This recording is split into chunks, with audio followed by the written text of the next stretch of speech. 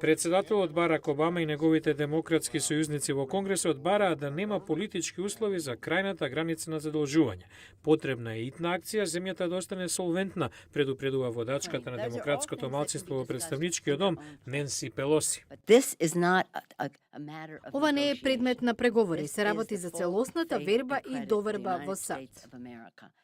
Но републиканците во истото тело дебатираат дали да постават услови во мерката за задолжување. Председателот на представничкиот дом Џон Бејнер објаснува. Се уште ги разгледуваме сите делчиња на мозаикот. Не сакаме нацијата да дојде до тоа да не може да си ги плати сметките. Тоа нема да се случи. Времето е фактор, коментира секретарот за финансии Џек Лу. Колку повеќе чекаме, поголем е ризикот. Не смееме да го доведеме во опасност економското закрепнување, финансиските пазари, пензиската исплата, армиските плати.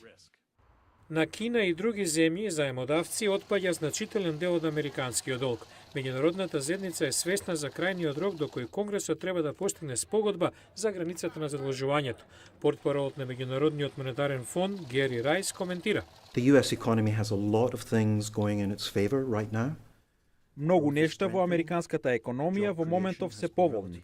Растежот, новите работни места, договорот за владиниот буџет.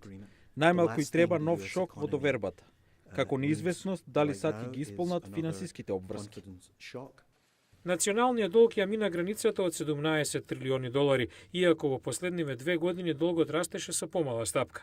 Но се додека тој расте, Конгресот мора периодично да ја зголеми крајната граница на задолжување, како што тоа го стори десетици пати изминативе неколку децении.